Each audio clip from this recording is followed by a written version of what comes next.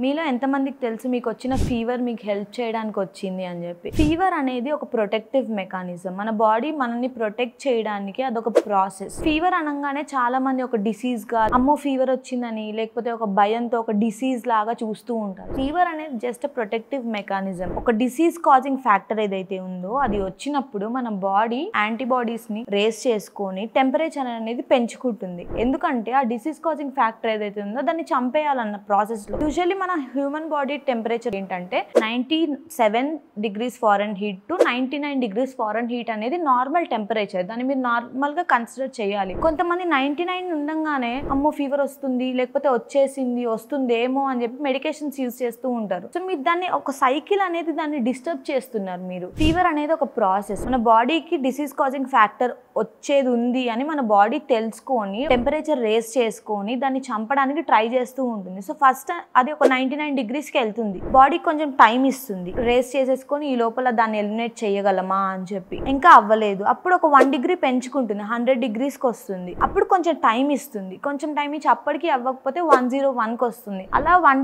degree పెంచుకొని time తీసుకుంటూ చాలా ఓపికగా ఆ బాడీలో ఒక డిసీజ్ కాజింగ్ ఫ్యాక్టర్ ని ఎలిమినేట్ చేయాలని చూస్తుంది. మనం ఏం చేస్తున్నాము, ఆ టెంపరేచర్ సైకిల్ అంతా డిస్టర్బ్ చేసేసి దానికి ఏం చేయాలో అర్థం కాని పరిస్థితిలో తెచ్చేసి ఇమ్యూనిటీని తగ్గించుకుంటున్నాం. ఆ ఇమ్యూనిటీ తగ్గినప్పుడు ఏమైతుందంటే డిసీజ్ రెసిస్టెన్సీ కెపాసిటీ తగ్గిపోయి మన బాడీయే డిసీజ్ ని వెతుక్కుంటూ వెళ్ళిపోతుంది. అప్పుడు ఈ సీజన్ చేంజ్ అయినప్పుడు కానీ లేకపోతే క్లైమేట్ లో ఏమైనా చిన్న చేంజ్ వచ్చినా మన బాడీ డిసీజ్ ని వెతుక్కుంటూ ఉంటుంది. ఎక్కడ డిసీజ్ ఉంది నా బాడీకి ఎప్పుడు నేను తెచ్చుకోగలను అని చెప్పి మనమే మన బాడీకి డిసీజ్ ఇవ్వడానికి కెపాసిటీ ఇస్తున్నాము తగ్గించుకోకుండా. సో ఇక్కడ అందరూ ఏం చేస్తున్నారంటే ఫీవర్ కి చాలా మంది మెడికేషన్స్ వాడుతూ ఉన్నారు. అది దయచేసి మీరు వాడద్దు. లాంగ్ టర్మ్ లో మీకు చాలా కాంప్లికేషన్స్ వస్తాయి. మీ ఇమ్యూనిటీ అనేది జీరో అవ్వడానికి కూడా ఛాన్సెస్ ఉంటాయి మీరు ఇప్పుడు చేసే చిన్న చిన్న తప్పుల వల్ల.